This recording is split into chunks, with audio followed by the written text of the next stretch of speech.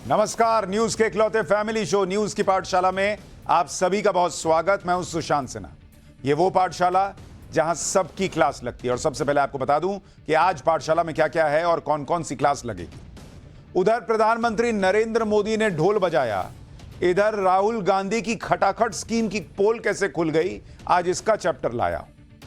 हिमाचल में पेंशन वाले रो रहे हैं, पंजाब में टैक्स बढ़ गया है, इंडी गठबंधन ने कैसे पब्लिक की लुटिया डुबो दी है, आज आपको विस्तार से दिखाऊंगा। उस फैक्ट्री में पहुंच गए मोदी जो भारत के लिए गेम चेंजर साबित होगा, उसकी तस्वीर और खबर होगी। इसके अलावा एक मस्जिद के लिए सड़क पर क्यों उतर गए हजारों लोग, ऐसा क्या हुआ कि कांग्रेस के नेता कह रहे हैं उस मस्जिद को गिरा दो, आज इसका चैप्टर भी।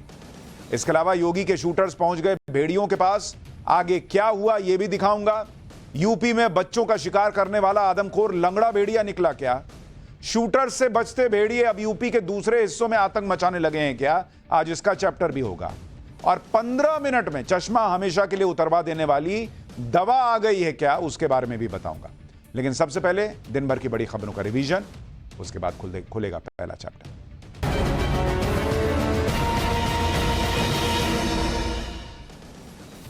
हरियाणा विधानसभा चुनाव में टिकट कटने के बाद नेताओं के रोने का वीडियो सामने आया है। बीजेपी नेता शशि रंजन परमार टिकट कटने के बाद कैमरे के सामने ही फपक कर रोते हुए नजर आए। जम्मू कश्मीर के गांदरबल में उस वक्त हड़कंप मच गया जब एक गारमेंट फैक्ट्री की इंडस्ट्रियल यूनिट में आग लग गई। आग इतनी भीषण थी कि कुछ ही देर में पूरे कैंपस में फैल गई। आनन फानन में फैक्ट्री में फंसे लोगों को बाहर निकाला गया और आग बुझाने की कोशिश शुरू की। बिहार के गया में इथेनॉल से भरे टैंकर में भीषण आग लग गई। आग की चपेट में आने से आसपास की कई दुकानें जलकर खाक हो गईं। बताया जा रहा है कि इथेनॉल से भरा टैंकर जब पलटा तब वो सुरक्षित था, लेकिन जब उसे क्रेन की मदद से सीधा किया जा रहा था तो बिजली के तार के संपर्क में आ गया और उसी से आग लग गई। बिहार के रोहतास से दो परिवारों में खूनी झड़प की तस्वीर सामने आई है, जिसमें दो भाइयों के परिवार एक दूसरे पर ईंट पत्थर से हमला कर रहे। इस दौरान कुछ महिलाएं भी पत्थर मारती हुई दिखाई दी। बताया जा रहा है कि पंचायत की तरफ से नाला बनाया जा रहा था और इसी विवाद में दोनों भाइयों के परिवार आमने सामने आ गए और पत्थरबाजी शुरू हो गई। ये हो गया दिन भर का रिवीजन। अब पाठशाला की पहली क्लास। उधर पीएम मोदी ने ढोल बजाया, इधर राहुल गांधी की खटाखट स्कीम की पोल कैसे खुल गई। हिमाचल में पेंशन वाले रो रहे, पंजाब में टैक्स बढ़ाया, इंडी गठबंधन ने कैसे पब्लिक की लुटिया डुबो दी। उस फैक्ट्री में पहुंच गए मोदी जो भारत के लिए गेम चेंजर साबित होगा क्या, आज सबसे पहले इसका चैप्टर।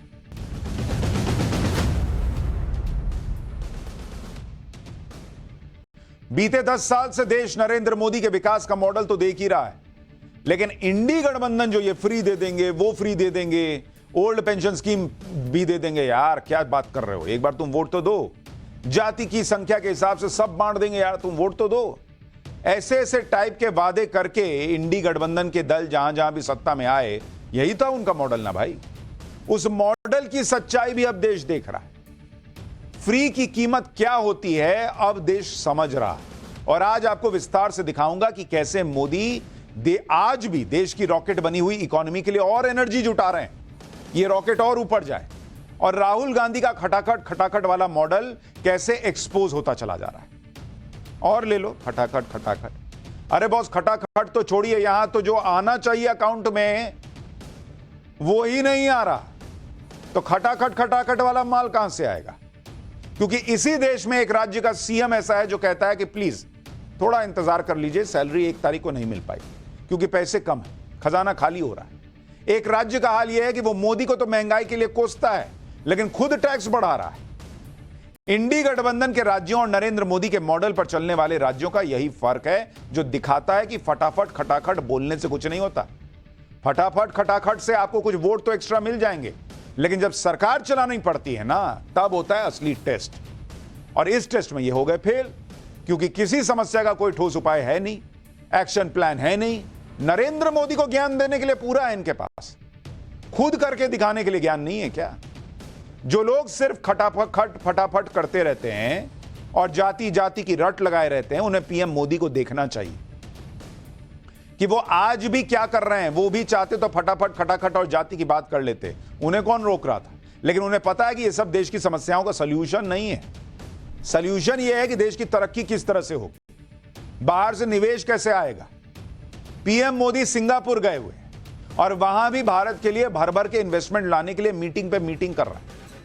पीएम मोदी वहां गए तो इस सोच के साथ गए कि भारत में जितनी क्षमता है उस क्षमता को देखकर भारत में कैसे कई सिंगापुर बनाए जा सकते हैं। यह है नरेंद्र मोदी का विजन। सुनिए पीएम मोदी को, फिर खटाखट वालों का हाल दिखाता हूं और उस खटाखट ने पब्लिक का क्या हाल किया है वो भी दिखाता हूं। सिंगापुर केवल एक पार्टनर देश नहीं है, सिंगापुर हर विकासशील देश के लिए एक प्रेरणा। हम भी भारत में अनेकों सिंगापुर बनाना चाहते हैं और मुझे खुशी है कि हम इस दिशा में मिलकर प्रयास कर रहे हैं। पीएम मोदी ने सिंगापुर में और क्या क्या किया जिससे भारत को फायदा होने वाला है वो आगे बताऊंगा, लेकिन पहले यह देखिए कि जो लोग खटाखट वाली पॉलिटिक्स पिछले कुछ अरसे से कर रहे हैं उन्होंने अपने अपने राज्यों का क्या हाल कर दिया है। क्योंकि हाल यह है कि राहुल गांधी ने जो खटाखट और फटाफट का फॉर्मूला दिया था उससे तो हिमाचल प्रदेश जैसा एक छोटा सा राज्य भी कंगाली पे डूबता चला जा रहा है। हिमाचल प्रदेश के कंगाल होने की नौबत आ चुकी है क्योंकि हिमाचल प्रदेश में पहली बार हुआ है कि सरकारी कर्मचारियों को 1 तारीख को सैलरी नहीं मिल पाई। इस महीने 1 तारीख की जगह पर 5 तारीख को जाकर सैलरी आई, लेकिन जो पेंशन पर निर्भर है, जिनका घर पेंशन से चलता है, वो तो आज भी सड़कों पर भटक रहे हैं। हिमाचल प्रदेश में अभी तक पेंशनधारियों को पेंशन नहीं मिल पाई। और ले लो ओल्ड पेंशन स्कीम। इसी मुद्दे पर आज शिमला में विधानसभा के पास पेंशनर्स ने जोरदार प्रदर्शन किया। Himachal Pradesh road transport corporation के पेंशनर्स इस प्रदर्शन में शामिल हुए। हाथों में तख्ती और बैनर लिए हुए थे जिस पर लिखा था कि पेंशन का स्थायी समाधान करो। सभी पेंशनर्स भाई भाई लेकर रहेंगे पाई पाई। कहां तो देश भर को सपना दिखाया जा रहा था कि खटाखट अकाउंट में पैसा आएगा। यहां जो अपना पैसा है वही आने के लिए लोगों को जो है सड़क पे उतरना पड़ रहा है। विधानसभा के बाहर प्रदर्शन करने वाले पेंशनर्स की डिमांड भी आपको बताता हूं। इनकी मांग यह है, इनकी डिमांड यह है कि पेंशन देने की एक फिक्स तारीख तय करो भाई। बकाया महंगाई भत्ता भी तो दो, बकाया मेडिकल खर्च भी तो दो। पेंशन लेने वाले सभी लोग बुजुर्ग हैं और इस उम्र में अक्सर बीमारियां हो जाती हैं। ऐसे में समय पर पेंशन ना मिलना और मेडिकल खर्च ना मिलने से पेंशनर्स परेशान हैं। सुनिए एक बार ये पेंशनर्स क्या कह रहे हैं। आपको इस महीने की पेंशन आई है खाते में? नहीं आई, अभी तक नहीं आई। मैसेज देखते रहते हैं कि भाई पेंशन कब आएगी। सरकार को ये जताना चाहता हूँ कि झूठ बोलना बंद कर दे। हमारा कुछ मिला नहीं, अभी तक कोई ड्यूज नहीं मिले। हम ऑलरेडी पेंशनर हैं सब, लेकिन एचआरटीसी के पेंशनर को ना तो कभी समय पर पेंशन मिलती है। डेट फिक्स है लेकिन आगे पीछे मिलती है, कभी 11 तारीख, कोई 15 तारीख, कोई 10 तारीख को ऐसे। पिछले 2 साल से किसी को जो बीमारी के चिकित्सा के पैसे वो आज तक नहीं दिए गए। इन्हें आज तक शर्म नहीं आई कि हमारे को कभी बातचीत में बुलाया जाए। यह खबर सिर्फ हिमाचल प्रदेश से जुड़ी हुई नहीं है बॉस, यह देश के लिए बड़ी खबर है कि अगर इकोनॉमी को लेकर आपकी सोच क्लियर नहीं है, आपको सिर्फ कुर्सी दिखती है, तो कैसे कैसे संकट आ सकते हैं। हिमाचल प्रदेश के मुख्यमंत्री सुखविंदर सिंह सुक्खू सैलरी और पेंशन में देरी को रणनीतिक फैसला बता रहे हैं जिससे राज्य को फायदा होगा। हिमाचल प्रदेश के सीएम सुक्खू का कहना है कि हिमाचल प्रदेश में सैलरी और पेंशन पर प्रति महीना 2000 करोड़ का खर्च है। 1 तारीख को सैलरी देने के लिए बाजार से 7.5% की दर से लोन लेना पड़ता है। देरी से सैलरी और पेंशन देने पर सालाना 36 करोड़ रुपए बचेंगे। इस लॉजिक के हिसाब से सैलरी जितना देरी से देंगे उतना फायदा होगा, लेकिन सैलरी पेंशन देर से मिलने पर लोगों का कितना नुकसान होगा, इस पर सुक्खू कुछ नहीं बोल रहे। इस पर राहुल गांधी नहीं बोल रहे, जो कह रहे हैं कि देश विपक्ष चला रहा है। कल ही आपको बयान सुनाया था मैंने, उन्होंने कहा देश विपक्ष चला रहा है। अरे बॉस, जो राज्य है आपके पास वो तो पहले चला के दिखाइए। और अगर इतने पैसे की किल्लत है कि देर से सैलरी देंगे तो इतना पैसा बचेगा, तो ओल्ड पेंशन स्कीम लाने की बात क्यों की है। सैलरी पेंशन में देरी के मुद्दे पर बीजेपी सरकार पर हमलावर है। बीजेपी कह रही है कि हिमाचल प्रदेश पूरी तरह से केंद्र सरकार पर निर्भर हो गया है। दूसरी तरफ हिमाचल सरकार के मंत्री कह रहे हैं कि आर्थिक संकट जरूर है, लेकिन उसके लिए कदम उठाए जा रहे हैं। सुनिए एक बार। आवश्यकता 2000 करोड़ रुपए की, और वो कह रहे हैं कि 2 करोड़ बचाएंगे, 3 करोड़ बचाएंगे। ठीक है, वो भी बचाएं, उसमें हमें कोई आपत्ति नहीं है, वो उनको करना चाहिए। पूरा का पूरा हिमाचल आधारित हो गया है केंद्र पर। केंद्र का आरडीजी का पैसा है, रेवेन्यू डेफिसिट ग्रांट का पैसा आएगा तो सैलरी दे पाएंगे। और केंद्र से सेंट्रल टैक्सेस का शेयर आएगा तो जाकर के जो है पेंशन देगी, ये स्थिति है। निश्चित तौर से एक फाइनेंशियल संकट थोड़ा सा प्रदेश में ज़रूर है और ख़ास करके जो हमारा रेवेन्यू डेफिशिएंट ग्रांट्स प्रदेश की कटी है उससे भी हमको नुकसान हुआ है, क्योंकि पहले करीबन 12,000 करोड़ रुपए मिलता था, अब 15वें वित्त आयोग के सिफारिश की वजह से वो मात्र 3,000 करोड़ रुपए रह जाएगा। वैसे ही जो हमारी बोरोइंग कैपेसिटी है उसके ऊपर भी कैप लगाया जा रहा है। तो इन सब चीज़ों की वजह से प्रदेश में ये समस्याएं हैं, मगर उसके लिए सरकार महत्वपूर्ण कदम भी उठा रही है। तो महत्वपूर्ण कदम यही है कि सैलरी और पेंशन देर से दे दो और थोड़ा पैसा बचा लो। ये कौन सा हिसाब हुआ बॉस? और वो जो पैसा था जो राहुल गांधी कह रहे थे कि खटाखट अकाउंट में आएगा, पूरे देश में देने वाले थे, इतना पैसा का प्लानिंग करके बैठे थे ना कि कहां से दूंगा खटाखट फटाफट। तो वही वाली प्लानिंग जो किए हुए थे उसी में से दें खटाखट फटाफट। कहां गया वो पैसा? जो पैसा था ये नहीं था, वो दीजिएगा कहां से?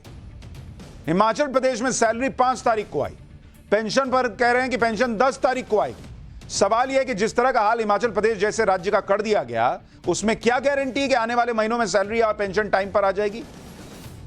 और जिसको दवा खरीदनी है वो 10 तारीख तक बैठा रहे, क्योंकि आपको जो है वो राज्य की स्थिति संभालने नहीं आ रही। इस महीने 5 तारीख को पैसे मिले, हो सकता है अगले महीने 10 तारीख को आप देंगे, कहेंगे कि हमको थोड़ा और पैसा बचाना है। वो आदमी क्या करेगा सैलरी और पेंशन वाला? हो सकता है कि उसके अगले महीने पैसे ना भी मिले, क्योंकि हालात तो कुछ ठीक लग नहीं रहे हैं। क्या भरोसा भाई क्या होगा अब? क्योंकि खुद हिमाचल के सीएम कह रहे हैं कि हालात 2027 तक ठीक होंगे, 2027 तक, और 2032 तक राज्य को सबसे ज्यादा तरक्की करने वाला राज्य बना देंगे। सीएम खुद कह रहे हैं कि आगे और भी कड़े फैसले लिए जाएंगे। यानी एक सपना दिखाकर सत्ता में आए, अब सपना दिखा रहे हैं कि 2032 तक राज्य को एकदम टॉप पे पहुंचा देंगे। सपना दिखाते रहो, चलता रहेगा काम। यही है राहुल गांधी का मॉडल। यह सब हुआ है खटाखट वाली पॉलिटिक्स की वजह से। यह सब हुआ है फ्री की रेवड़ी बांटने के चक्कर में। और हमने पाठशाला में आपको फैक्ट्स के साथ, डेटा के साथ बताया था कि बॉस हिमाचल का हाल कितना बुरा है, पंजाब का हाल कितना बुरा है। आरबीआई की रिपोर्ट कह रही है कि मत कीजिए ये फ्री वाला काम, लेकिन तब तो किसी को सुनना नहीं था। इस पॉलिटिक्स में जो हाल हिमाचल का हुआ, वैसी ही राह पर क्या पंजाब भी है, क्योंकि पंजाब में भी इंडी गठबंधन के साथ ही अरविंद केजरीवाल की पार्टी सरकार में है और पंजाब की आम आदमी पार्टी सरकार अब लोगों को महंगाई का झटका दे रही है। क्या मुफ्त वाली योजनाओं के लिए पैसा चाहिए जो आम जनता से टैक्स के नाम पर लिया जा रहा है? पंजाब सरकार ने दरअसल पेट्रोल और डीजल पर आज वैट बढ़ा दिया। पेट्रोल पर 61 पैसे प्रति लीटर वैट बढ़ा दिया पंजाब की सरकार ने, और डीजल पर 92 पैसे प्रति लीटर वैट बढ़ा दिया। पिछले 2.5 साल में भगवंत मान सरकार ने तीसरी बार पेट्रोल डीजल की कीमत बढ़ाई है। पेट्रोल डीजल पर वैट बढ़ाने से सरकार का राजस्व 545 करोड़ रुपए बढ़ जाएगा। 7 किलोवाट से नीचे के बिजली कनेक्शन पर मिलने वाले 3 रुपए प्रति यूनिट की सब्सिडी को भी खत्म कर दिया गया है। इससे पंजाब सरकार को प्रति महीने 2000 करोड़ रुपए का फायदा होगा। इसके अलावा पंजाब सरकार में बस का किराया भी 23 पैसे प्रति किलोमीटर बढ़ा दिया गया है। अब कोई इनसे पूछे, नरेंद्र मोदी ने महंगाई बढ़ाई है, नरेंद्र मोदी महंगा तेल बेच रहे हैं, नरेंद्र मोदी पेट्रोल डीजल की कीमत नहीं घटा रहे। अरे केंद्र सरकार तो कई बार घटा चुकी, आप क्यों वैट बढ़ा रहे हैं बताइए फिर? यानी पंजाब में महंगाई का करंट आम जनता को लगातार लग रहा है और पंजाब सरकार खुल के कह रही है कि इन फैसलों से पंजाब का रेवेन्यू बढ़ेगा और उससे पंजाब के लोगों को मुफ्त की सुविधाएं आसानी से पहुंचाई जा सकेगी। यह गजब का हिसाब है बॉस। मेरे से ही पैसा ले लो और उसके बाद कहो कि देखो ये तुमको मुफ्त में दिया ना। अरे बॉस, जो टैक्स दिया वो तो मैंने ही दिया, फिर मुफ्त का क्या दिए? आप खुद ना सोचिए कि मुफ्त वाली योजनाओं के लिए पैसा कहां से आ रहा है।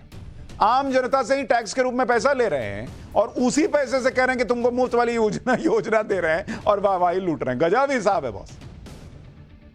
इसी तरह कर्नाटक का हाल देखिए। यहां भी कांग्रेस ने झोली भर भर के मुफ्त के वादे किए थे, जिसे पूरा करने में सरकार के पसीने छूट रहे हैं। कर्नाटक का कुल खर्च 3,46,409 करोड़ रुपए। इसमें सैलरी, पेंशन और ब्याज पर 1,52,023 करोड़ रुपए खर्च हो रहे हैं। यानी कुल खर्च का 44% पैसा सिर्फ सैलरी, पेंशन, ब्याज में जा रहा है। साल 2023-24 में कर्नाटक में कांग्रेस की गारंटी स्कीम पर करीब 36,000 करोड़ रुपए खर्च हुए। इस बार यह गारंटी स्कीम पर 52,000 करोड़ रुपए खर्च होने का अनुमान है। 2023-24 में कर्नाटक सरकार ने कुल 85,000 करोड़ रुपए का कर्ज लिया और इस साल कर्नाटक सरकार की प्लानिंग है कि वो 1,05,000 करोड़ रुपए का कर्ज लेगी। यह है बॉस खटाखट वाली अर्थव्यवस्था।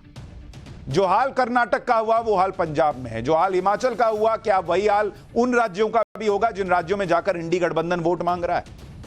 भाई हरियाणा में चुनाव है, महाराष्ट्र में चुनाव है, जम्मू कश्मीर में चुनाव है। इन राज्यों में इंडी गठबंधन जुटा है कि किसी तरह सत्ता मिल जाए, वहां भी बड़े बड़े वादे कर देंगे, ये देंगे वो देंगे, ये देंगे वो देंगे। फिर देखिए क्या होगा। कल राहुल गांधी जम्मू कश्मीर गए थे, आज महाराष्ट्र पहुंच गए। महाराष्ट्र में अभी चुनाव की डेट आई नहीं है, लेकिन राहुल गांधी ने इंडी गठबंधन के लिए चुनावी माहौल बनाना शुरू किया। पीएम मोदी की उस माफी का जिक्र करने लगे जो माफी पीएम मोदी ने छत्रपति शिवाजी महाराज की मूर्ति गिरने पर मांगी। पीएम मोदी ने शिवाजी महाराज की मूर्ति गिरने पर माफी मांगी, लेकिन साथ में यह सवाल भी उठाया था कि वीर सावरकर का अपमान करने वाले कब माफी मांगेंगे। आज राहुल गांधी महाराष्ट्र के दौरे पर थे तो उम्मीद थी कि वो पीएम मोदी की तरह माफी मांगेंगे कि भाई मैंने सावरकर का अपमान किया, क्योंकि वो तो सावरकर को जो है डरपोक बोलते हैं, वीर तो बोलते नहीं है। लेकिन राहुल गांधी ने ऐसा कुछ नहीं किया। उल्टे राहुल गांधी पीएम मोदी की माफी का जिक्र करके अजीब बात कहने लगे कि मूर्ति गिरने पर तो पीएम मोदी को महाराष्ट्र के हर आदमी से माफी मांगनी चाहिए। यानी खुद तो सावरकर के अपमान पर माफी नहीं मांगेंगे, लेकिन जिस बात से पीएम मोदी का कोई दूर दूर तक लेना भी नहीं है, लेना देना भी नहीं है, उस पर पीएम ने माफी मांग ली तो राहुल गांधी अब उल्टी ही बात करने लगे। सुनिए एक बार राहुल गांधी। प्रधानमंत्री जी ने किस कारण माफी मांगी? अलग अलग कारण हो सकते हैं। पहला कारण हो सकता है कि ये जो मूर्ति थी इसका कॉन्ट्रैक्ट आरएसएस के एक व्यक्ति को दी गई। पहला कारण यह हो सकता है। शायद प्रधानमंत्री जी कह रहे हैं कि नहीं, मैंने गलती की, मुझे यह कॉन्ट्रैक्ट आरएसएस के व्यक्ति को नहीं देनी थी, यह मुझे कॉन्ट्रैक्ट मेरिट पे देना था। शायद वो गलती हो सकती है। दूसरी गलती हो सकती है कि मूर्ति के बनने में भ्रष्टाचार हुआ, चोरी हुई। शायद प्रधानमंत्री इसके लिए माफी मांग रहे हैं। उनकी याद में आपने मूर्ति बनाई और आपने इतना भी ध्यान नहीं दिया कि वो मूर्ति खड़ी रहे। मैं आपको गारंटी देता हूं, कदम जी की जो मूर्ति बनी है ना, आप यहां 50, 60, 70 साल बाद आ जाइए, यहां आपको दिखेगी। प्रधानमंत्री को सिर्फ शिवाजी महाराज से माफी नहीं मांगनी चाहिए। अगर माफी मांग रहे हैं तो महाराष्ट्र के हर व्यक्ति से माफी मांगनी चाहिए। अब मूर्ति टूटने की घटना में ही आप पीएम मोदी और राहुल गांधी की पॉलिटिक्स का अंतर समझिए। पीएम मोदी ने बिना देरी किए महाराष्ट्र में शिवाजी महाराज की मूर्ति टूटने पर माफी मांगी और इस बात को आगे बढ़ने नहीं दिया। विपक्ष को कोई मौका नहीं दिया कि वो इसे मुद्दा बनाए, लोगों की भावनाओं को आहत करे, क्योंकि पीएम मोदी ये समझते थे कि खासकर महाराष्ट्र में लोगों का छत्रपति शिवाजी महाराज से कितना अटैचमेंट है। दूसरी तरफ राहुल गांधी ने वीर सावरकर को लेकर कोई माफी नहीं मांगी, जबकि महाराष्ट्र में वीर सावरकर के प्रति लोगों की श्रद्धा है। वीर सावरकर का जन्म महाराष्ट्र के नासिक में हुआ था। मराठी समाज उनका नाम बहुत सम्मान से लेता है। वीर सावरकर का जन्म चितपावन ब्राह्मण के घर में हुआ था और महाराष्ट्र में चितपावन ब्राह्मण के जुड़े वोटरों की अच्छी खासी संख्या भी है। दूसरी बात यह कि राहुल गांधी के सहयोगी उद्धव ठाकरे की पार्टी भी वीर सावरकर को अपना आदर्श मानती है। इस मुद्दे पर शिवसेना, यूबीटी और कांग्रेस के बीच टकराव भी हो चुका है। अहम बात यह भी है कि आज इंडी गठबंधन ने महाराष्ट्र में चुनावी प्रचार का आगाज किया। राहुल गांधी की रैली में शरद पवार भी मौजूद थे, लेकिन उद्धव ठाकरे नहीं आए। उद्धव ठाकरे के ना आने पर सवाल भी उठने लगे। हालांकि कांग्रेस और शिवसेना की तरफ से सफाई दी गई कि उद्धव ठाकरे का कार्यक्रम पहले से तय था, इसलिए वो नहीं आए। लेकिन जब राज्य में चुनाव आने वाले हों, बड़ी रैली हो रही हो और उस रैली में गठबंधन के बड़े नेता ना आए तो सवाल तो उठेंगे। यह बात भी कही जा रही है कि हो सकता है कि उद्धव ठाकरे इस बात से नाराज हों कि कांग्रेस और एनसीपी उनकी बात नहीं मान रही। उद्धव ठाकरे चाहते हैं कि चुनाव में उतरने से पहले ही सीएम का चेहरा घोषित किया जाए, जबकि कांग्रेस और एनसीपी इस पर राजी नहीं है। महाराष्ट्र में रैली के दौरान भी राहुल गांधी ने जातिगत जनगणना का जिक्र किया। राहुल गांधी ने कहा कि वो किसी भी कीमत पर जाति जनगणना करवाकर दिखाएंगे। एक बार यह बात भी सुनिए, फिर इस पे भी दिखाता हूं कि इनका कंफ्यूजन क्या है। हमने दबाव डाला और कुछ दिन पहले कंफ्यूजन में आरएसएस कहती है कि हां, जाति जनगणना जरूरी है। अगर आप आज कह रहे हो कि जाति जनगणना जरूरी है, तो पिछले 6 महीने में आप क्या कह रहे थे? मैं आपको बता रहा हूं, पार्लियामेंट में हमने कहा है, पार्लियामेंट के फ्लोर में, लोकसभा में मैंने कहा है, कुछ भी हो जाए जाति जनगणना करवाएगी कांग्रेस पार्टी, करवाएगी, हमारा गठबंधन करवाएगा। जातिगत जनगणना पर राहुल गांधी लगातार बयानबाजी कर रहे हैं। वो इस मुद्दे के ब्रांड एम्बेसडर बनना चाहते हैं, लेकिन हमने आपको कल भी बताया था कि राहुल गांधी अपने शब्दों में जितना कॉन्फिडेंस दिखाते हैं उतना उनके एक्शन में नहीं होता। क्योंकि आप देखिए कि जिस तरह से बिहार में नीतीश कुमार ने जाति जनगणना कराकर पिछड़े वर्ग के लिए नीति बनाने का काम किया, वैसा काम राहुल गांधी कांग्रेस शासित प्रदेशों में नहीं करा पाए। हिमाचल प्रदेश, कर्नाटक, तेलंगाना तीनों ही कांग्रेस शासित राज्य हैं। जाति जनगणना पर कोई ठोस काम वहां हुआ ही नहीं है। जबकि राहुल गांधी अगर चाहते तो इन राज्यों में जाति जनगणना कराकर उसके आंकड़े जारी करके एक उदाहरण पेश कर सकते थे और यह बता सकते थे कि उनके लिए यह मुद्दा कितना इंपॉर्टेंट है। लेकिन राहुल गांधी तो कर्नाटक में ऑलरेडी होकर रखी हुई जाति जनगणना की रिपोर्ट आज तक सार्वजनिक नहीं करवा पाए। बॉस, चलिए हिमाचल में नहीं हुआ है, चलिए तेलंगाना में नहीं हुआ है, कर्नाटक में तो जाति जनगणना हो के रिपोर्ट रखी हुई है, उसको सार्वजनिक नहीं कर पा रहे। उतना तो करके दिखाइए, देश में कराएंगे। वही खटाखट वाला हिसाब है।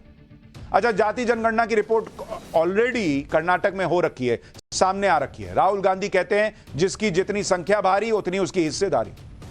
तो बॉस कर्नाटक में लागू कर दें। कर्नाटक में सीएम से लेकर कैबिनेट तक में और जितने सरकारी दफ्तर हैं, सरकारी विभाग हैं, उसमें सब में जिसकी जितनी संख्या भारी उतनी हिस्सेदारी करके दिखा दें देश को। वहां किसने रोका? रिपोर्ट रखी हुई है बॉस। लेकिन बोलने और करने में फर्क होता है। बोलो कुर्सी पाओ, करने का देखा जाएगा बाद में।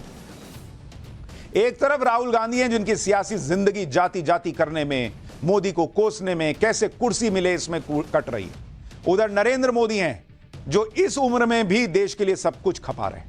वो दुनिया में जहां जाते हैं ये सोचते रहते हैं कि कैसे देश के लिए इन्वेस्टमेंट ले आऊं, कैसे देश के लिए टेक्नोलॉजी ले आऊं, क्या ऐसा कर दूं कि भारत का फायदा हो जाए। यह है नरेंद्र मोदी। क्या ऐसा कर दूं कि कुर्सी बची रहे, ये नहीं, क्या ऐसा कर दूं कि देश का फायदा हो। सिंगापुर में पीएम मोदी ने यही किया। सिंगापुर के दौरे पर गए पीएम मोदी ने वहां बड़ी बड़ी कंपनियों के सीईओ से मुलाकात की, उन्हें भारत आकर बिजनेस करने का न्योता दिया।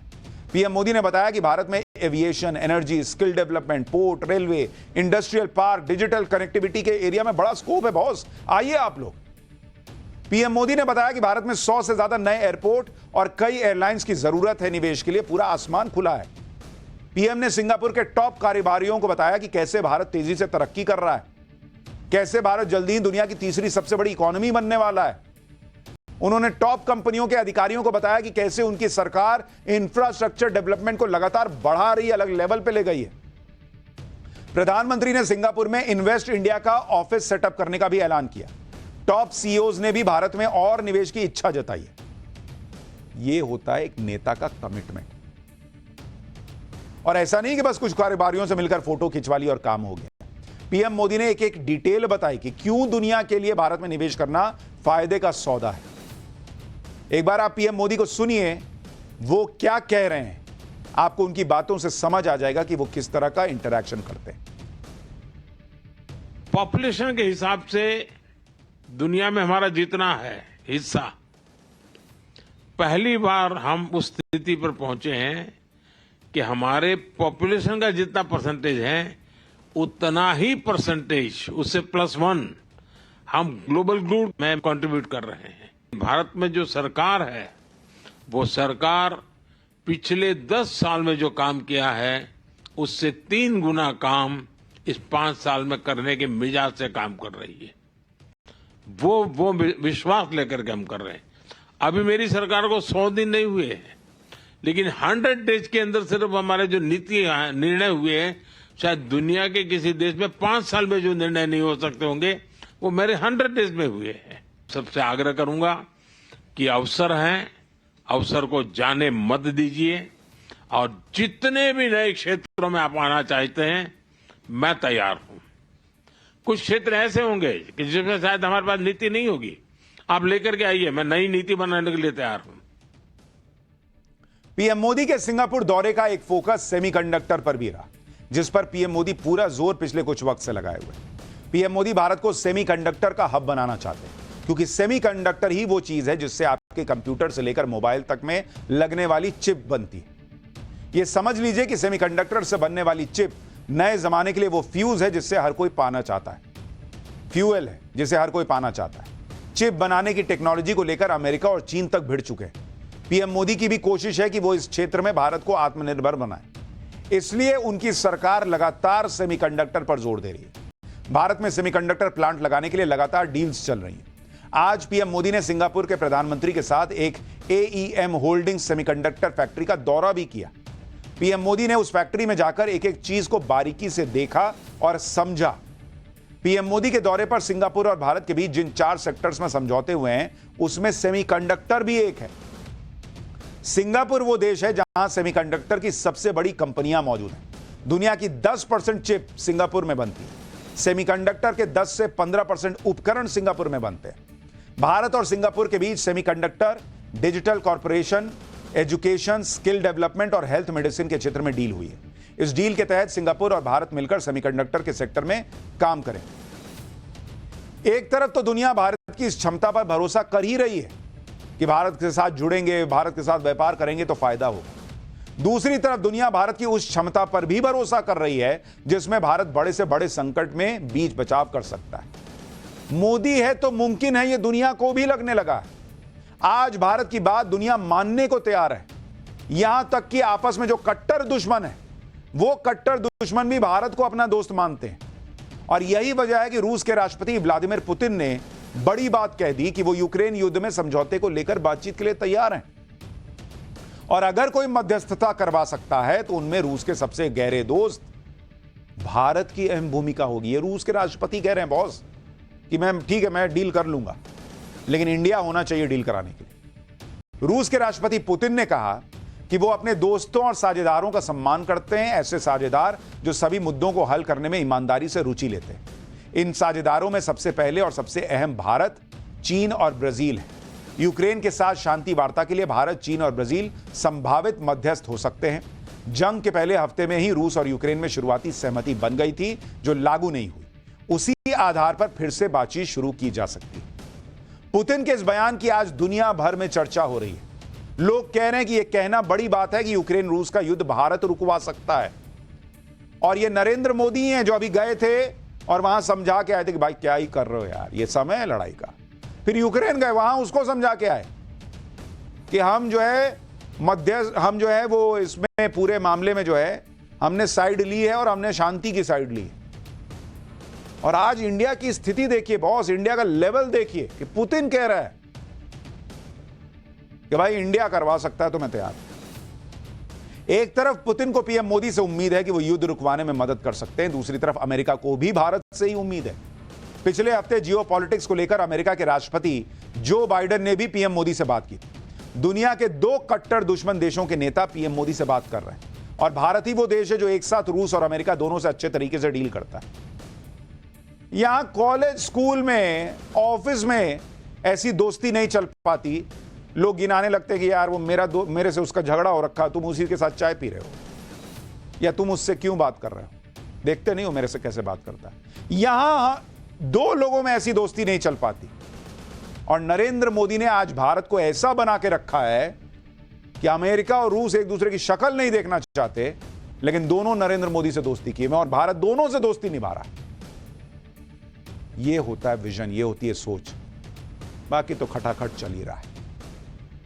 पाठशाला में अब अगली क्लास। हिमाचल प्रदेश में एक मस्जिद के लिए सड़क पर क्यों उतरे हजारों लोग?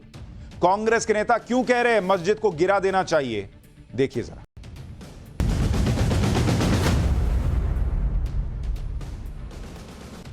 इंडी गठबंधन के राज्यों में एक आफत नहीं है बॉस। भाई हिमाचल प्रदेश में सिर्फ सैलरी का संकट थोड़ा ही है, वहां एक नया बवाल खड़ा हो गया है। शिमला की एक मस्जिद को लेकर हजारों लोग सड़क पर उतर गए। खुद कांग्रेस के नेता कहने लगे कि मस्जिद को गिरा देना चाहिए। मतलब भयंकर बवाल मचा हुआ है इस मस्जिद को लेकर। सैकड़ों लोग सड़क पर हैं। जब लोग बोल रहे हैं, मंत्री बोल रहे हैं, तो हिमाचल के सीएम के सामने धर्म संकट आ गया कि वो किसकी सुने, मस्जिद गिराएं या बचाएं, क्योंकि आरोप तो गंभीर लग रहे हैं कि एक फ्लोर की मस्जिद के ऊपर 4 फ्लोर खड़े कर लिए गए। लोग बवाल काट रहे हैं कि इस तरह से अवैध निर्माण क्यों हो रहा है भाई, इस तरह से अवैध निर्माण की मनमानी कैसे मिल गई, मस्जिद का विरोध क्यों हो रहा है और क्यों शिमला की जनता इसे गिराने की मांग कर रही है, वो आगे बताऊंगा। लेकिन जरा पहले प्रदर्शन की तस्वीरें देखिए। दोपहर करीब 12 बजे तक सब शांत था, लेकिन अचानक हजारों लोगों की भीड़ संजौली में बन रही मस्जिद के विरोध में सड़क पर आ गई। ये लोग हाथों में बैनर और पोस्टर लेकर प्रदर्शन कर रहे थे। लोगों की मांग थी कि जब मस्जिद की इजाजत नहीं तो निर्माण कैसे हो गया और अवैध निर्माण को रोका क्यों नहीं गया। लोगों ने प्रदर्शन से पहले बैनर लेकर रैली भी निकाली। ये पूरा प्रदर्शन देवभूमि क्षत्रिय संगठन के बैनर तले हुए। हंगामे की आशंका को देखते हुए प्रशासन ने जहां विवादित मस्जिद बनाई गई है वहां प्रदर्शन की इजाजत नहीं दी थी। प्रशासन ने संजौली की जगह चौड़ा मैदान में प्रदर्शन की इजाजत दी, लेकिन हजारों लोग संजौली चौक पर रैली निकालते हुए पहुंच गए। यह सारा हंगामा और बवाल जिस मस्जिद के लिए हुआ उसके बारे में बताता हूं, लेकिन जरा एक बार वहां जो प्रदर्शन हुआ है उसकी फुल फ्रेम तस्वीरें दिखाई।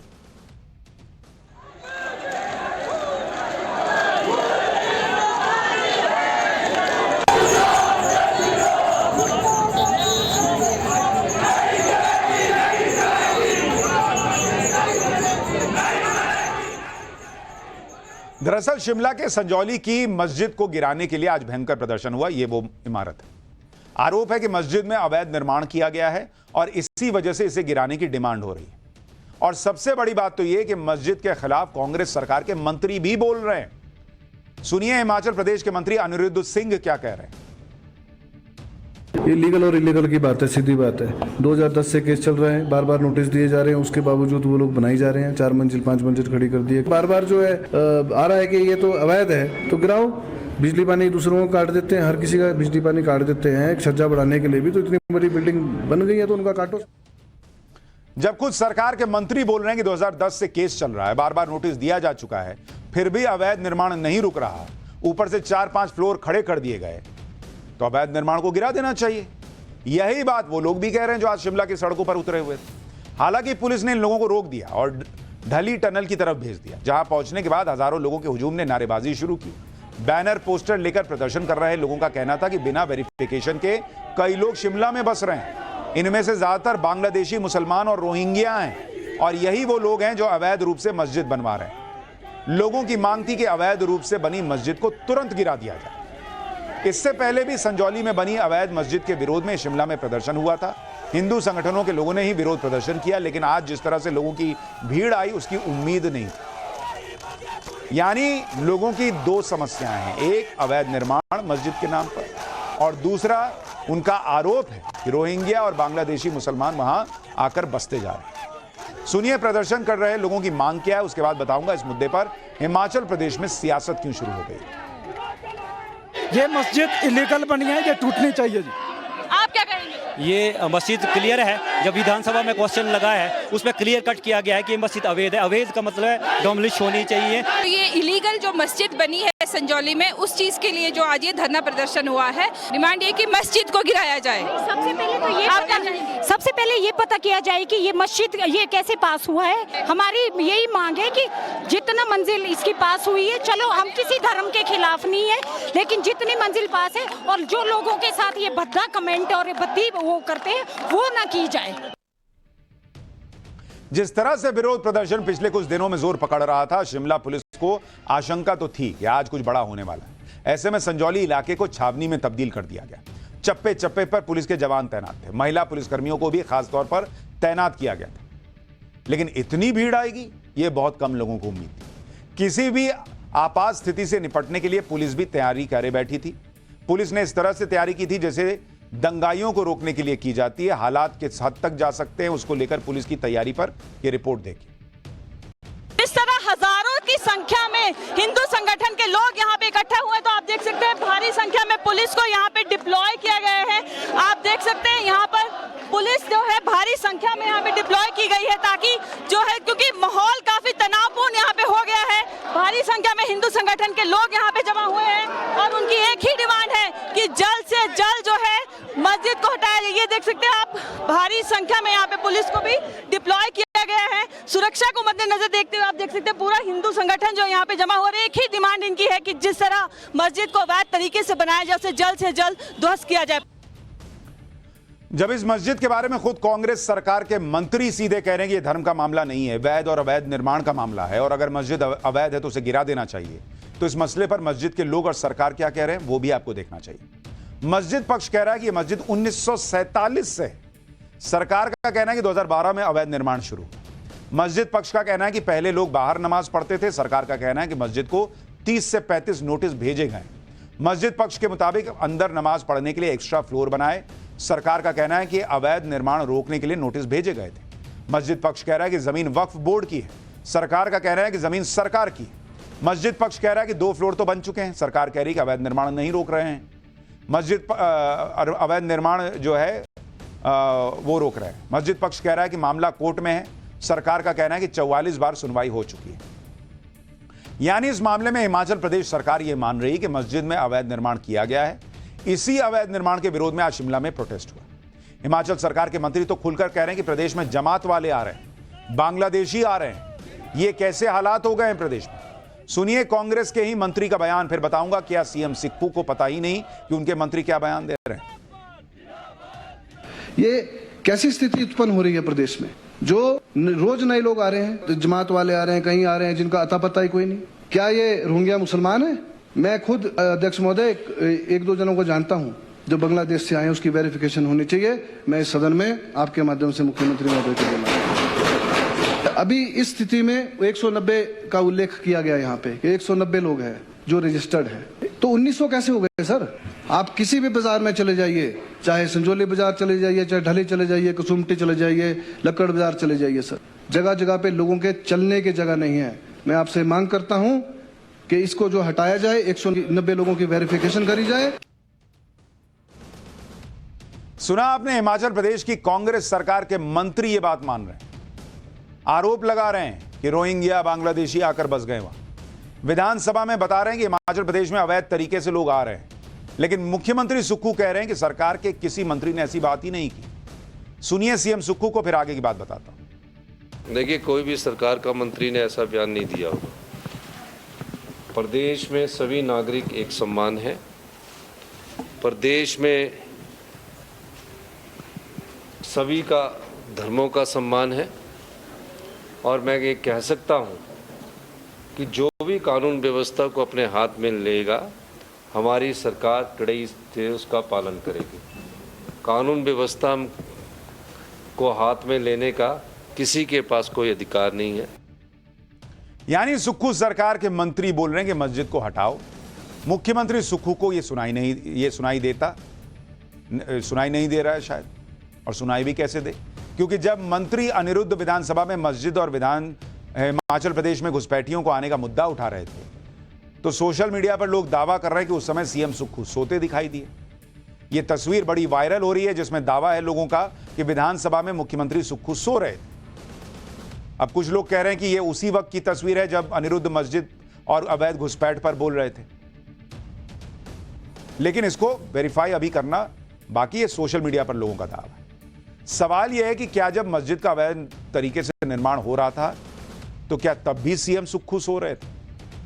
अपनी ही सरकार के खिलाफ मोर्चा खोलने वाले मंत्री अनिरुद्ध ने हिमाचल प्रदेश में अवैध घुसपैठ को लेकर बड़ा आरोप लगाया। अनिरुद्ध ने विधानसभा में कहा कि संजौली बाजार में औरतों का चलना मुश्किल हो गया है। ऐसे ऐसे कमेंट पास होते हैं जिसका मैं व्यक्तिगत गवाह हूं।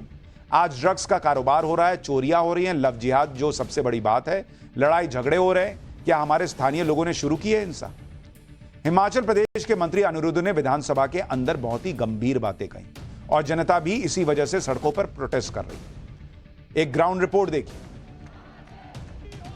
ये तस्वीर आप देख सकते हैं कि किस तरह से लोग सड़कों पे उतरे हुए हैं। सुबह से इसी तरह प्रोटेस्ट चल रहा है और ये लोग कह रहे हैं कि ये प्रोटेस्ट बंद नहीं होगा, ये इसी तरह से चलेगा जब तक वो निर्माण नहीं हटता। इल्लीगल कंस्ट्रक्शन मस्जिद की, वहाँ पे आके जो लोग रहते हैं वो यहाँ पे लड़कियाँ छेड़ते हैं, वो यहाँ का माहौल खराब करते हैं।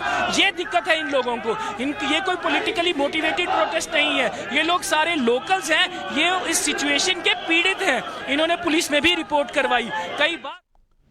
हिमाचल प्रदेश में ये आरोप लगते हैं कि वहां डेमोग्राफी चेंज हो रही है। इसके लिए आबादी बढ़ने के आंकड़ों को दिखाया जाता है कि किस तरह से वहां जनसंख्या का बदलाव हो रहा है। उसी आधार पर दूसरे बदलावों का भी दावा होता है। दरअसल 2001 से 2011 के बीच हिमाचल प्रदेश में हिंदू आबादी 12.63% की दर से बढ़ी, जबकि 2001 से 2011 के बीच मुस्लिम आबादी 25% से ज्यादा की रेट से बढ़ी। फरवरी 2022 में हिमाचल वक्फ बोर्ड के पास 4,494 संपत्तियां, 2024 में हिमाचल प्रदेश वक्फ बोर्ड के पास 5,343 संपत्तियां हैं। यानी 2 साल में वक्फ बोर्ड की 849 संपत्ति बढ़ गई और इसीलिए लोग सवाल उठा रहे हैं। पाठशाला में अब अगला चैप्टर, आदमखोर भेड़ियों के आतंक का चैप्टर। योगी के शूटर्स पहुंच गए भेड़ियों के पास। देखिए आगे फिर क्या हुआ। यूपी में बच्चों का शिकार करने वाला आदमखोर लंगड़ा भेड़िया निकला क्या, और शूटर से बचते भेड़िए क्या अब यूपी के दूसरे हिस्सों में आतंक मचाने लगे हैं। अब इसका चैप्टर।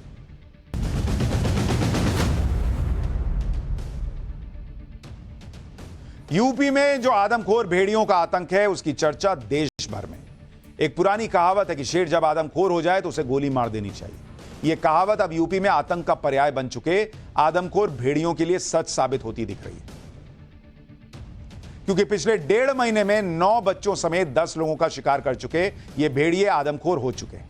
इसलिए मुख्यमंत्री योगी आदित्यनाथ के आदेश पर 9 शार्प शूटर्स की टीम इन आदमखोरों का आतंक खत्म करने के लिए पहुंच गई है। इन आदमखोरों का आतंक ऐसा है कि अब बात निगरानी, पटाखों, पिंजड़ों और ट्रैंकुलाइज करने से आगे बढ़कर सीधे गोली मारने तक जा पहुंची है। और आदमखोर भेड़ियों का आतंक खत्म करने के लिए बहराइच के गांव में शार्प शूटर्स मोर्चा संभाल चुके हैं। शूटर्स की टीम को भेड़ियों के लोकेशन मिल चुके हैं कहा जा रहा है, जिसके बाद भेड़ियों की घेराबंदी करनी शुरू कर दी गई और अब भी अगर भेड़िए पिंजड़े में बंद नहीं हुए तो उनका एनकाउंटर तय माना जा रहा है। शार्प शूटर्स किस तरह बहराइच में आदमखोर भेड़ियों के आतंक को खत्म करने के लिए ऑपरेशन चला रहे हैं, उस पर ग्राउंड जीरो से हमारे सहयोगी की एक रिपोर्ट देखिए। फिर आपको आदमखोर भेड़ियों की मांद की एक्सक्लूसिव तस्वीरें दिखाऊंगा कि ये कहां छुपे बैठते हैं। घाघरा नदी के किनारे के गांव में मौजूद है। यहाँ ऑपरेशन भेड़िया जो है वो चलाया जा रहा है। आप देख रहे हैं आगे आपको डीएफओ नजर आएंगे। वन विभाग की टीम यहाँ पर मौजूद है। शूटर्स बुला लिए गए हैं। आज हम टाइम्स नाउ न भारत पर आपको दिखाएंगे लाइव ऑपरेशन भेड़िया। बताया जा रहा है कि इस इलाके में भेड़िए को ट्रेस किया गया है। दरअसल कई बार ड्रोन उड़ाए गए इस इलाके में और ड्रोन की तस्वीरों में भेड़िया कैद भी हुआ है। टीम हरकत में आई है और इस वक्त देखिए हम एक एक तस्वीर को कैप्चर कर रहे हैं। शूटर्स आपको नाव में नजर आ रहे हैं। 6 शूटर्स बताया जा रहा है कि 9 शूटर्स में से 6 शूटर अभी इस वक्त ग्राउंड पर मौजूद है और यहाँ से ये जो नाव में सवार होकर आगे की ओर बढ़ेंगे। तैयारियां पूरी कर ली गई हैं। उधर दूर तक जहां तक आपकी नजर जा रही है बताया जा रहा है इलाके को जो है वो घेरा गया है और जाल लगाकर एक तरफ से जाल लगाकर तैयारी है और इधर से टीम जो है शूटर्स की वो जाएगी। भेड़िया कहीं बीच में ट्रेस हुआ है तो अब दरअसल एक तरफ से शूटर्स की टीम मौजूद रहेगी जो भेड़िए को निशाना बनाएंगे और जब भेड़िया दूसरी तरफ भागने की कोशिश करेगा तो वो जाल में फंसेगा। यानी दूसरी टीम नदी के ठीक उस छोर पर आपको नजर आएगी जब हम आगे जाएंगे। जब टीम हरकत में आई है तो आप समझ सकते हैं कि ऑपरेशन भेड़िया जो है वो लगभग कामयाब होने की स्थिति में, क्योंकि दावा किया जा रहा था कि जल्द से जल्द भेड़िए को पकड़ लेंगे। अब तो पकड़ने की बात भी नहीं है, अब सीधे तौर पर ऑर्डर्स दे दिए गए हैं कि देखते ही गोली मारो अगर ट्रैंकुलाइज नहीं किया जा सकता है। और ये टीम निकलती हुई आपको नजर आ रही है टाइम्स नाउ भारत के कैमरे में। बहराइच में आदमखोर भेड़ियों के आतंक के बीच उनके ठिकानों का भी पता चल गया। आज टाइम्स नाउ भारत की टीम जान जोखिम में डालकर ऐसी जगह पहुंची जहां भेड़ियों की कई मांद होने का दावा किया गया। इसके लिए हमारी टीम को नदी पार करनी पड़ी और जोखिम भरा सफर तय करने के बाद नदी के किनारे भेड़ियों की मांद मिली। ये मांद करीब 6 फीट गहरी थी और इसमें कुछ निशान भी दिखाई दिए जिनके भेड़ियों के पंजों के निशान होने की आशंका जताई जा रही। आदमखोर भेड़ियों की मांद से हमारे सहयोगी की रिपोर्ट देखिए, फिर आपको बताऊंगा आखिरकार भेड़ियों की लोकेशन और ठिकाने की जानकारी मिलने के बाद भी अब तक उन्हें पकड़ा क्यों नहीं जा सका। भारत की टीम आज उस एरिया में, उस इलाके में पहुंची है जहां सबसे ज्यादा भेड़िया होने के दावे किए जा रहे हैं। जाहिर सी बात है, ज्यादा भेड़िया यानी उनकी मांदे भी इसी आसपास के इलाकों में होगी। तो आज हम आपको उनकी मांदों पर लेके जाएंगे। ये वो जगह है जहां पर सबसे पहले जो है वो ड्रोन उड़ाकर उन भेड़ियों को ट्रैक किया गया था। तो यहीं पे जहां पे मैं इस वक्त मौजूद हूं, भेड़ियों को ट्रैक करने के लिए टीमें जो है लगातार पहुंचती थी। तो लोगों का दावा है कि इस इलाके में कई सारी मांदे हैं। हम आपको एक ऐसी ही मांद के पास लेके चलते हैं। कहा जाता है कि अभी चूंकि बारिश का मौसम है तो और इतनी ज्यादा एक्टिविटी इस इलाके में हुई कि भेड़िया जो है इन मांदों से निकल चला गया है। लेकिन ये जो तस्वीर आपको दिखाई दे रही है, जो गाँव वाले हैं उनका दावा है कि ये भेड़िए की मांद हो सकती है। आप भाई साहब, आप यहीं रहते हैं? पानी को भी क्रॉस कर जाते हैं ये भेड़िए? क्या पानी पैर आता सर पे। अच्छा, हाँ, ये तैर जाएंगे इसको? सर से पैर यही है वो। तो कह रहे हैं ये पानी को तैर जाते हैं, तैर कर जो है वो पहुंचते हैं ऐसे मांदों में। देखिए निशान भी कुछ पैरों इनके जो है घुटनों के, यहाँ देखिए एक बार दिखाएं तो यहाँ पे कुछ निशान भी पंजों के दिखाई दे रहे हैं। हालांकि ये भेड़िए के है या नहीं, ये बहुत दावे के साथ मैं नहीं कह पाऊंगा, लेकिन लोगों का जरूर दावा है कि ये भेड़िए के निशान हो सकते हैं, क्योंकि कई बार इस इलाके में भेड़िए आए हैं और जिस तरह से जो ग्रामीण है यहाँ मौजूद वो भी कह रहे हैं कि भेड़िए इस इलाके में रहते हैं। टाइम्स नाउ नव भारत की टीम आज उस एरिया में, उस इलाके में पहुंची है जहां सबसे ज्यादा भेड़िया होने के दावे किए जा रहे हैं। जाहिर सी बात है, ज्यादा भेड़िया यानी उनकी मांदे भी इसी आसपास के इलाकों में होगी। तो आज हम आपको उनकी मांदों पर लेके जाएंगे। ये वो जगह है जहां पर सबसे पहले जो है वो तो आप देख रहे हैं, ये वो जगह है जहां पर दावा किया जा रहा है कि भेड़िया आते होंगे, इसके पीछे छुपते होंगे। कुछ मांद कहा जा रहा है 6 फीट की हैं, कुछ छोटी हैं जैसे ये दिख रही है। आदमखोर भेड़ियों की मांद का भी पता चलने की बात है। कई बार उनकी सटीक लोकेशन भी पता लगाने की बातें आ रही हैं। गांव वाले बार बार भेड़ियों के दिखने का दावा कर रहे हैं। आज तो गांव वालों ने भेड़ियों के कुछ वीडियो भी शेयर किए, लेकिन इसके बावजूद आदमखोर भेड़िए अब तक पकड़ में नहीं आए हैं।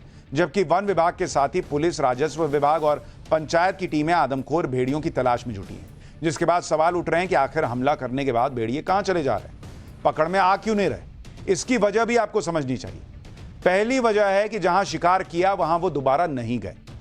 21 अगस्त की रात को भेड़िए ने बीघा गांव में बच्चे को उठाने की कोशिश की, सफल नहीं हुई। हालांकि कुछ घंटों के बाद गांव के दूसरे किनारे से भेड़िया एक बच्ची को उठा ले गया, लेकिन इसके बाद इस गांव पर भेड़ियों ने दोबारा हमला नहीं किया। ऐसा ही दावा उन गांवों के लोग भी कर रहे हैं जहां भेड़िया बच्चों के शिकार कर चुका है। इन सभी गांवों में भेड़िए का दोबारा हमला नहीं हुआ है, यानी भेड़िया हर शिकार के बाद गांव बदल रहा है। दूसरी वजह, वन विभाग का सर्च ऑपरेशन दिन में ज्यादा चल रहा है, जबकि भेड़ियों के हमले रात के वक्त हो रहे हैं। तीसरी वजह, ड्रोन कैमरों से लगातार निगरानी नहीं हो पा रही। कुछ देर ड्रोन उड़ाने के बाद वन विभाग की टीम दलील देती है कि बैटरी डाउन हो गई। इसी तरह रात के वक्त ड्रोन कैमरों की मदद से सर्च ऑपरेशन नहीं हो पा रहा। वन विभाग की टीम की दलील है कि ज्यादा गर्मी की वजह से थर्मल इमेजिंग वाले ड्रोन कैमरे ओवरहीट होकर बंद हो जा रहे हैं। चौथी वजह, वन विभाग और गांव वालों के बीच तालमेल की कमी है। गांव वालों का आरोप है कि भेड़िया दिखने की जानकारी देने के बाद भी वन विभाग की टीम तुरंत एक्शन नहीं लेती।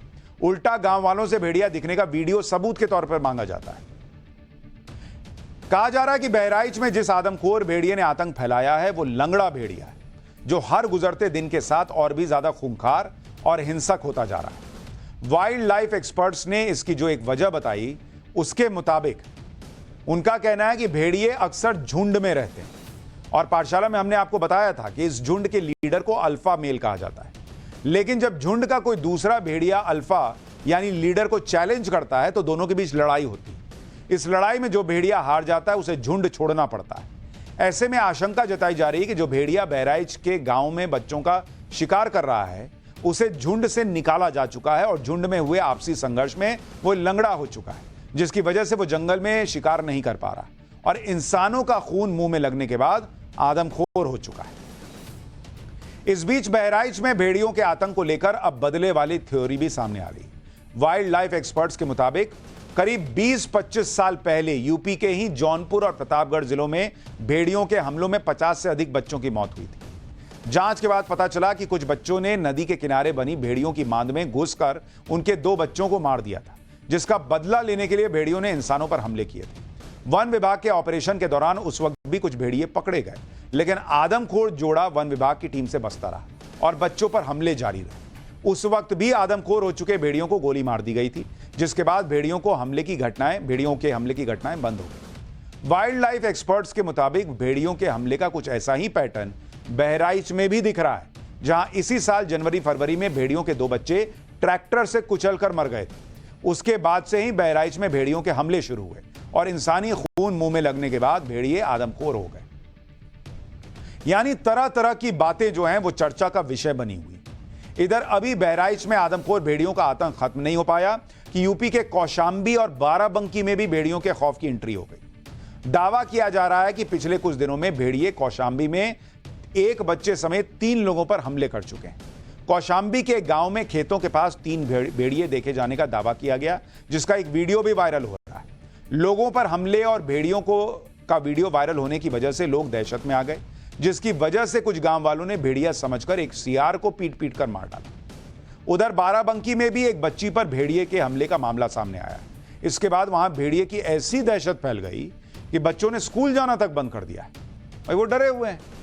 लेकिन अब चूंकि शूटर्स पहुंचे हैं और माना जा रहा है कि भाई शूटर्स को आइडिया तो लग गया है कि इसी एरिया में होगा भेड़िया, तो आज या कल तक में कुछ बड़ी कामयाबी मिल सकती है।